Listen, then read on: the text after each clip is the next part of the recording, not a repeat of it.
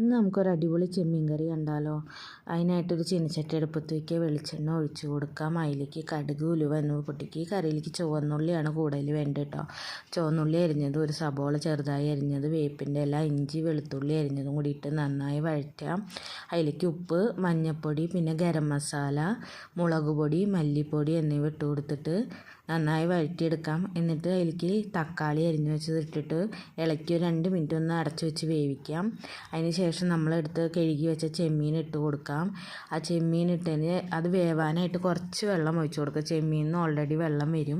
അപ്പോൾ നമ്മൾ കുറച്ച് വെള്ളം ഒഴിച്ചിട്ട് അത് അടച്ച് വെച്ച് വേവിച്ചെടുക്കാം. അത് നന്നായി ഒന്ന് കുറുകി വരുമ്പോൾ അതിലേക്ക് നമ്മൾ തേങ്ങയുടെ കട്ടിപ്പാൽ, തേങ്ങാപ്പാൽ ഒഴിച്ച് കൊടുക്കുക.